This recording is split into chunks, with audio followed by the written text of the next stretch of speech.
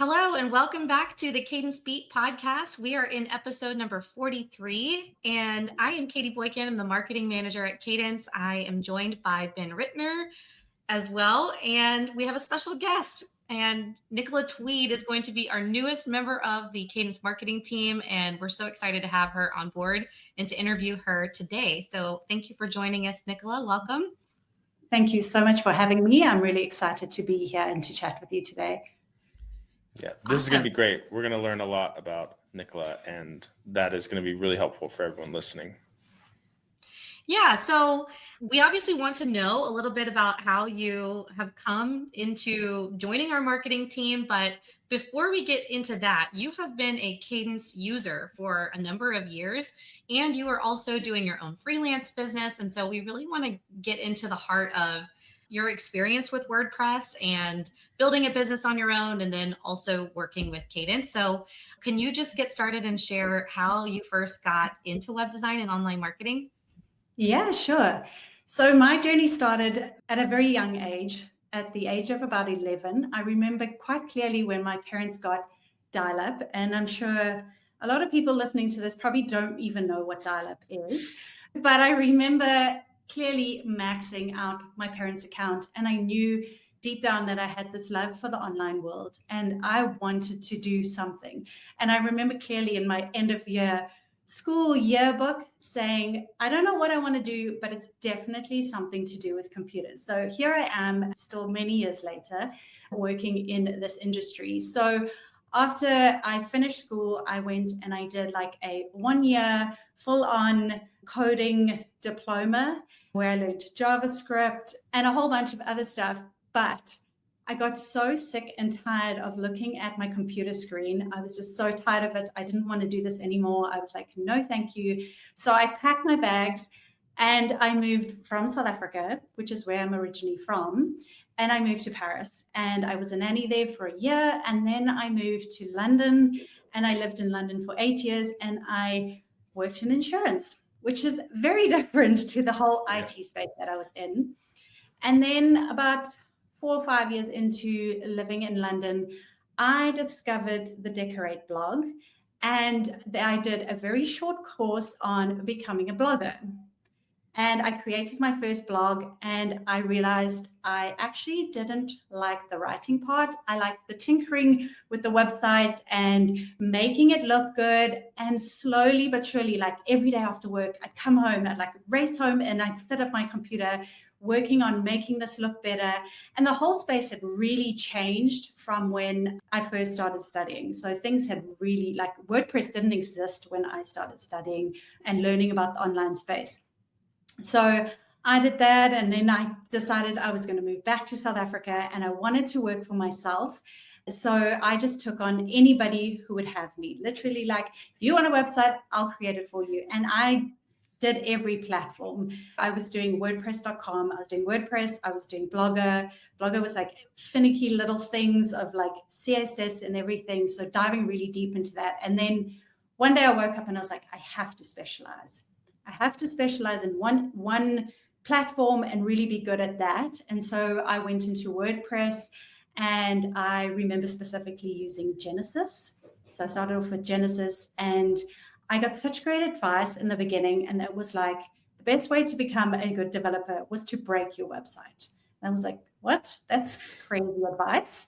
But it was true. Like, you learn more from projects that push you than ones that like are just easy. And the ones that like I broke those websites, I was like, okay, I know exactly what I need to do next time. And so that really taught me a lot. And how I came to Kadence was I worked with a page builder that was really becoming bloated. And I was like, I have to find a better way. And also the whole WordPress landscape was changing. Gutenberg blocks was coming out. And I was like, I don't want to get left behind. I need to learn this. And I watched a YouTube video. I can't remember exactly which one. And I was like, I'm hooked. I've got to learn everything. So I started off with the Kadence theme, using it with this page builder. And I was like, no, I'm going all in on Kadence. And still to this day in my own business, I'm trying to convince clients' websites with the page builder to move to Kadence. And when they do move, they're like, oh my gosh, that's so much better. why didn't you do it earlier? But yeah, I've been using Kadence for about, I think it's about 4 or 5 years now. And I absolutely love it. I just love how simple it is, and just how, even though it's simple, that you can just do so much with the tools, and you don't have to keep installing new plugins for a slider or for a pop-up. It's all built into Kadence. So that's what I love the most about it. Nice.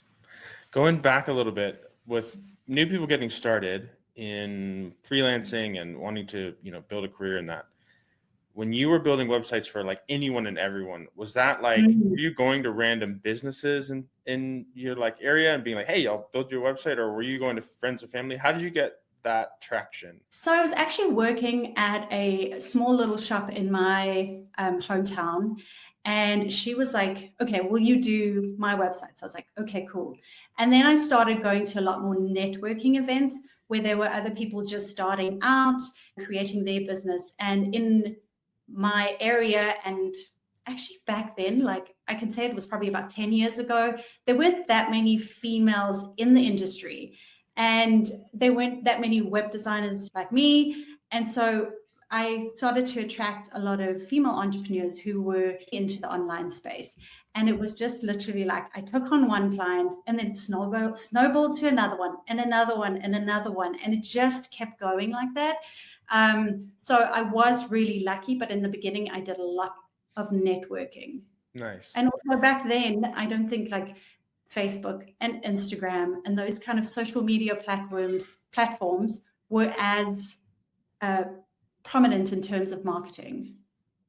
How did you approach pricing early on, as you you go from like, because I did the same path, right? Like you go from friends and you're kind of doing these like friend deals, or like not even charging or whatever, and then you're trying to like build real customers and figure out your rates and all that.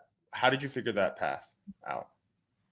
I think that's still something that's in progress. I think with every entrepreneur, it's like this, like I'm 10 years in, surely I should know how to do this. But I think it also comes with confidence. It comes with, like, in the beginning, I didn't know what I was doing, so I felt like I couldn't charge a lot. But as I started to learn and grow, and like with every project, I'm like learning something new. So, okay, I charge more. And it's also like, what is the value that I'm adding to that specific client? Like by them having a website, they can make so much more money, and a good website, they can make so much money. So it's about like, what is the value that I'm giving to their business? But it's definitely like a continuous work in progress. Yeah. Yeah. I had the same experience whenever I was freelancing too. Did you also struggle with like imposter syndrome as you were getting started? Because I know that that's a pretty common experience, because you're like, okay, I'm not that skilled. I'm not good enough to charge a ton right now. But like, how did you overcome that imposter syndrome, if you had any? It's funny because in the beginning of my business, I would say I didn't have like that imposter syndrome, because there wasn't as many people to like compare yourself to. So there wasn't like this, there were very small Facebook groups. There wasn't Instagram and YouTube as it is today. So I feel like there is less to compare. And I was like one of the only in my area that was a female doing what I do. And I love that I was the only female. There was a lot of men in the industry, but like I had that sort of one up if it was a female entrepreneur who needed a website.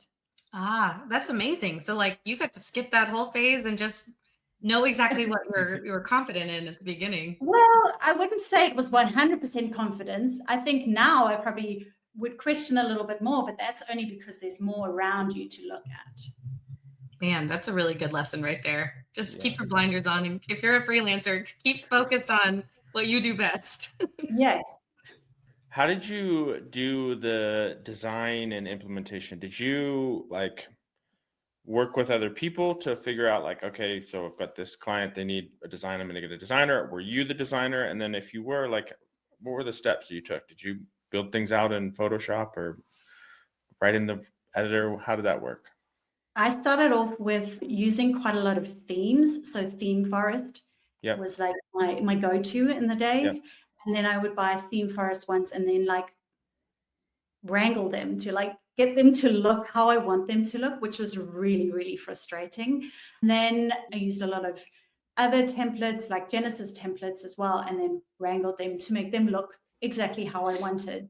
And then I do quite a bit of design work. So I use Figma, and I've worked with many designers around the world, and they will design and then I will develop the website. So I do a bit of both. Yeah. But what I love like with Kadence is it's a blank page. So if someone gives me a design, I'm working with a blank page and I can create whatever they give me.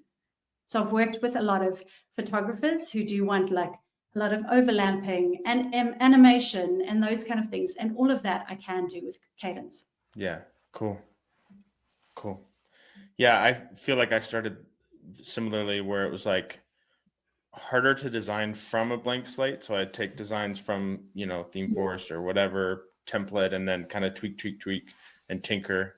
I like that phrase you said of like, you just got into tinkering the site to try to make it better. That's certainly like where it starts, I feel like. I've often found like with other themes, it's sometimes like, what is that saying? Like fitting square plugs into round holes into square plugs. And it's like, it's just not how I want it to look.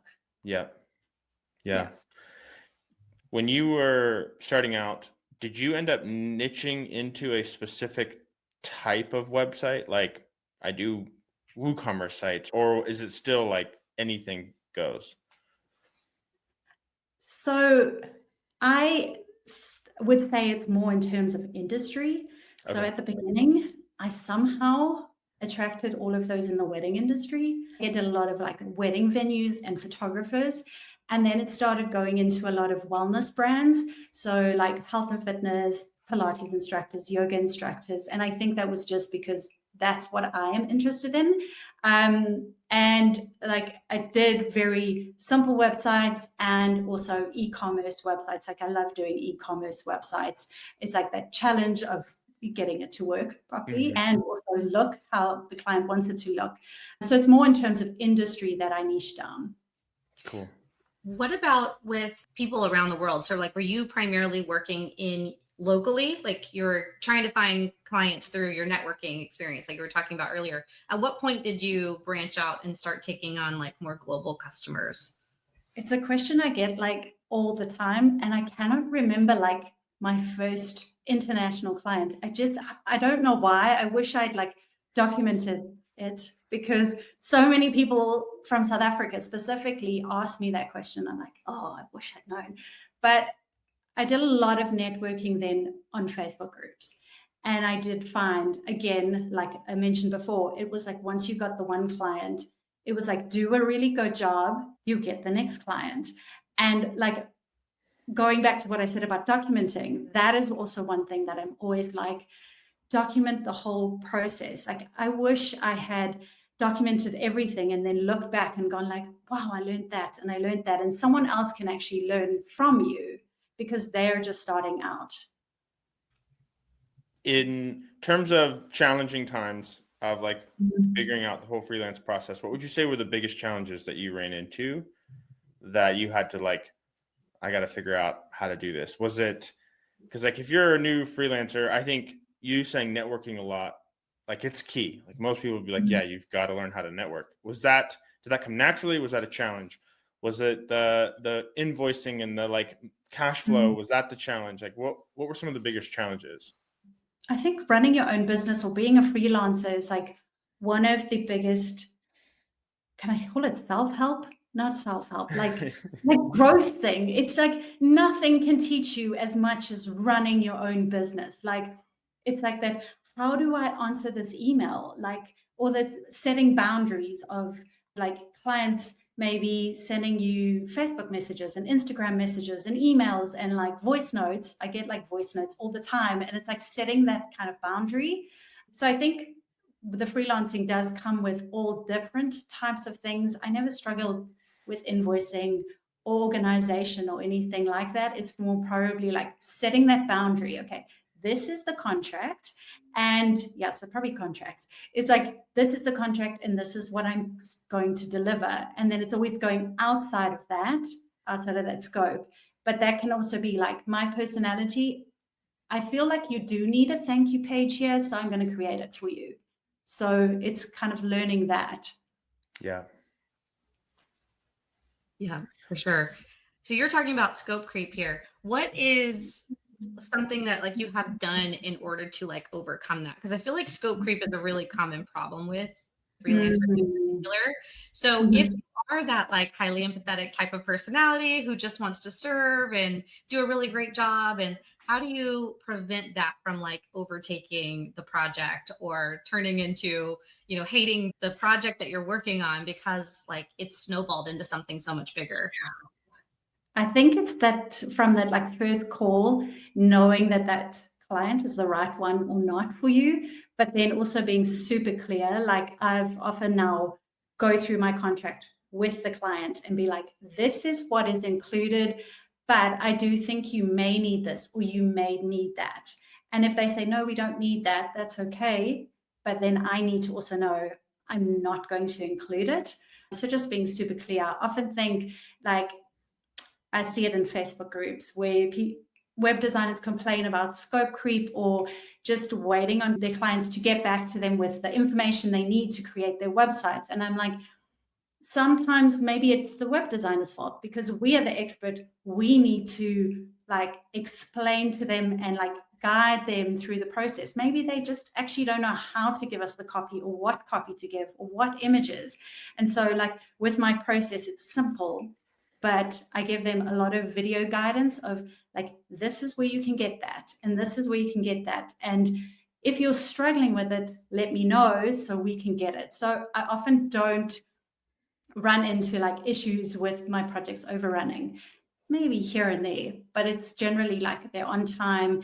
My clients give me exactly what I need. And that's because I think I give them the guidance. I don't expect them to know everything. Yeah. So beyond your freelancing one-on-one with clients, you and I have had the opportunity to work together as well. So what made you decide to also work for other businesses and help them kind of like white labeling in some regards, or at least being like a team member on another team? I think my biggest thing for that is I sit in this room the whole time, all day, every day.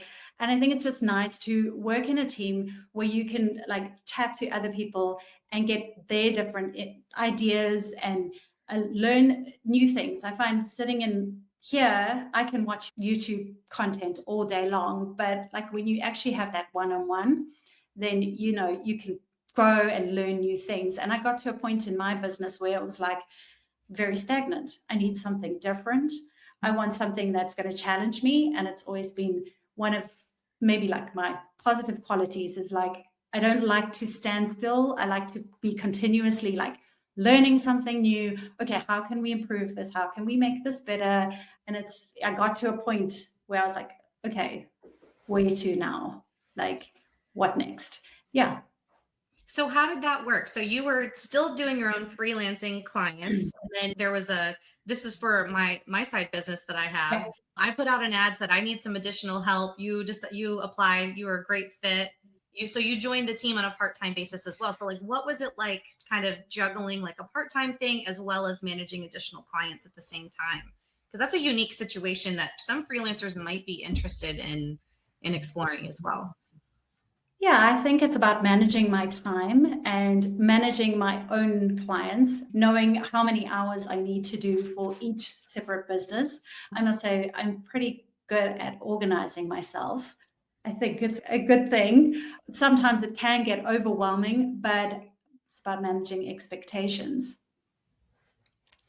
That's really cool. I definitely think that's something to highlight in terms of like if you're learning here and wanting to freelance, because I think partnering with someone else is a really great way to like cover a lot of skill gap that you might like miss or not have yet and get exposure and get stuff. I started freelancing by actually doing design and someone else was doing the development. That's how I got into it. I had somebody I knew who was doing development. He was like, "Hey, are you interested in doing some side design freelance for me?" And so that got me into actually doing websites. And I think that can be it's like a networking way in which you can create your own like skill set portfolio, and then all of a sudden you can say, yeah, I designed that site I didn't develop it, but I designed it. Now you have the next open door into the next thing. I think there's a lot of opportunity as well out there. Like, there's just endless. And I think you can make your own opportunities and learn so much, because there are so many platforms that you can learn from now. Like,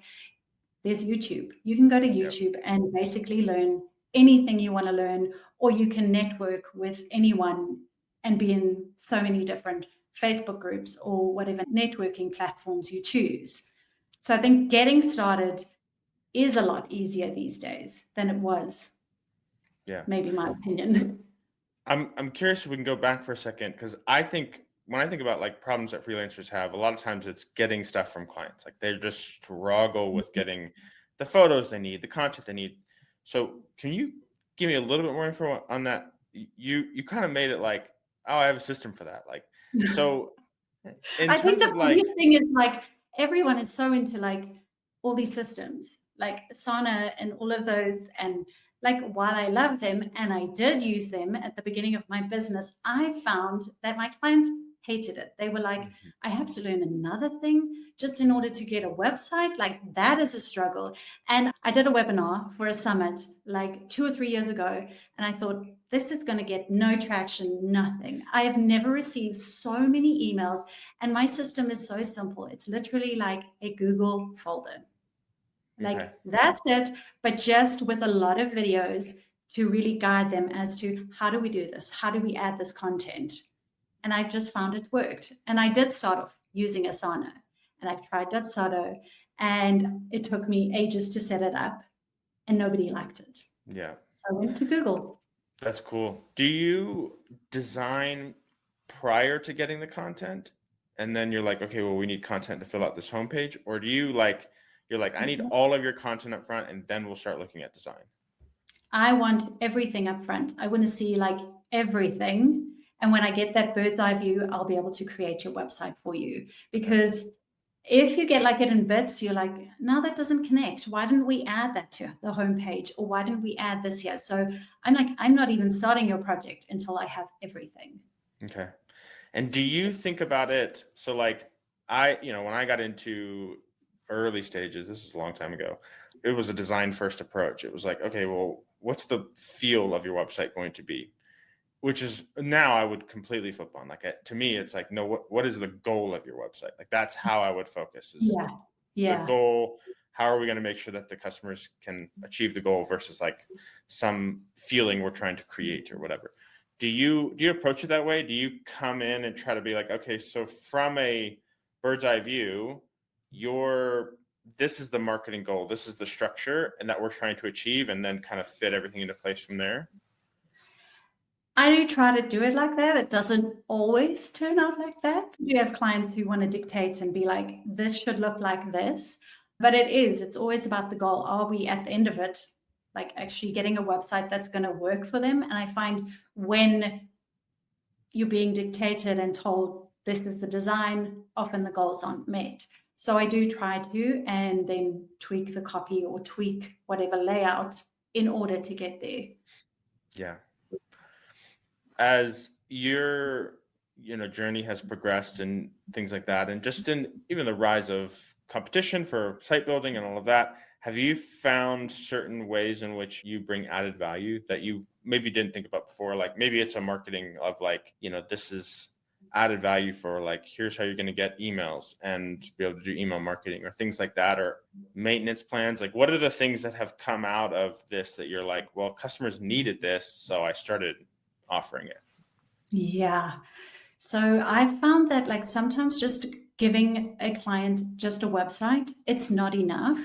I do often work with people who are just starting. So they've just created their business. So they don't have email marketing. They don't have social media. They don't have anything like that. So sometimes I'm like almost like a business mentor, if you can call it that. Coach. And like when they come to me and they're in an industry that I know and I love, I can advise them, and I'll probably become quite irritating to them because I'll be like, look at this person and look at that, and like check this person out on social media because they're really amazing, or this email marketing funnel is great. So I often will help them and say, okay, you need email marketing. Okay, these are the ones I recommend. I can help you set those up.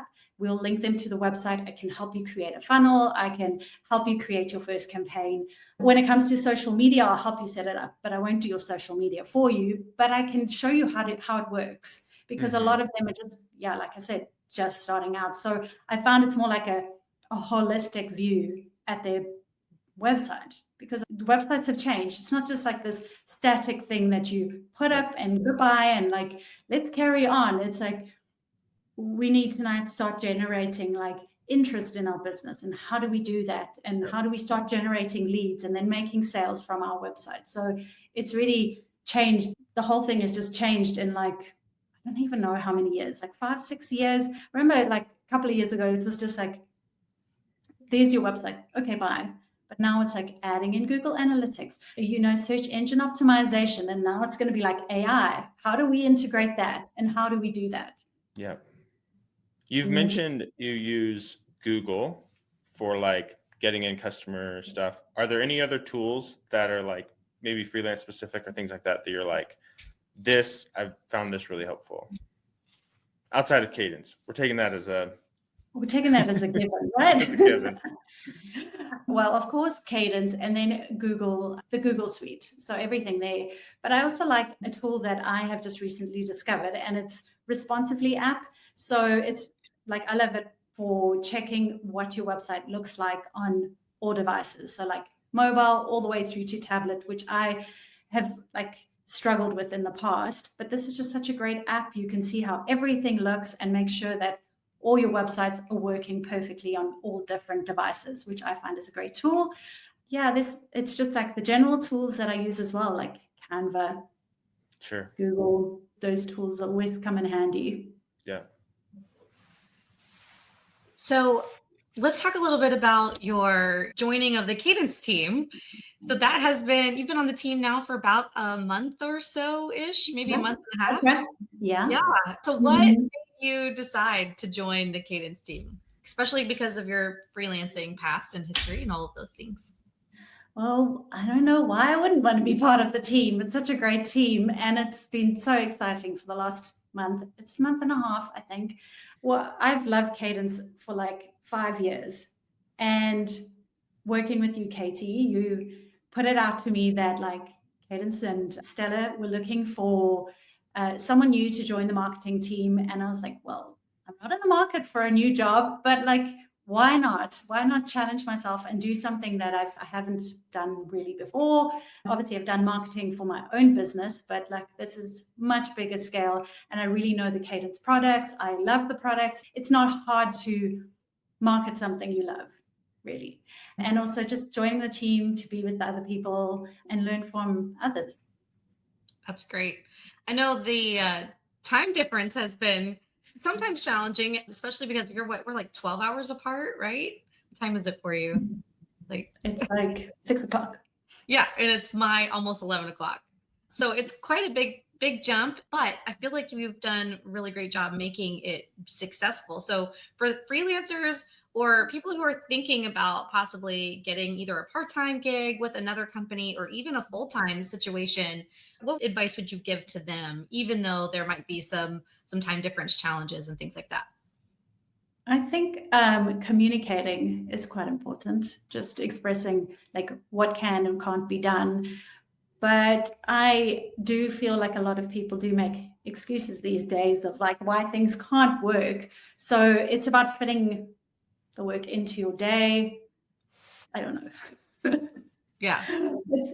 It's a challenge to make it work, but yeah. That's great. I think one of the reasons we're really excited that you're here is that you have such a great YouTube presence, and like that ability to create tutorials and explain the product and uncover things about the product that people don't know, or just even like ways to use it. We were really, really excited. I mean, you were one of the people who were like, man, what if we could get Nicola? Like that would be so cool to join the team and to be able to provide some of that to the users who really are like looking for, like, I want more video tutorials and more hands-on training, especially coming from a freelancer perspective of like, this is how you can do this for multiple clients. So between that and then just our work with 4.0 and getting that it's going to need a lot more and new videos as we get that going. And so like, we're so excited that you're on the team, because I think you're going to be able to add so much value to the product as we get that on the way.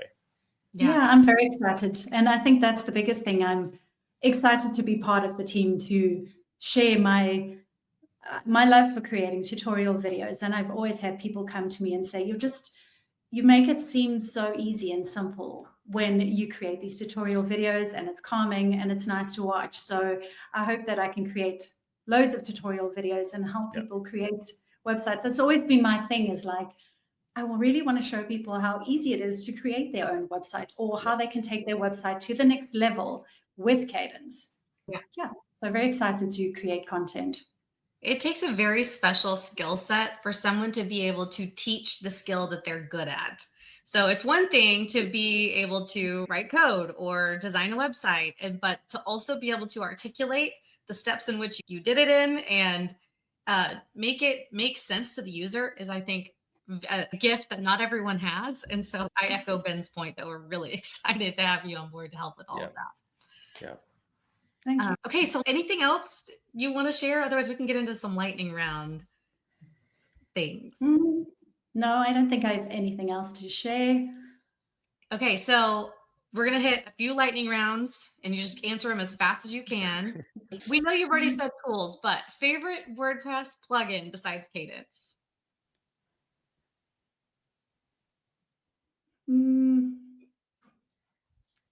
I feel like whatever I say, someone will be like, why? Why would you choose that plugin? I have no plugin that's favorite.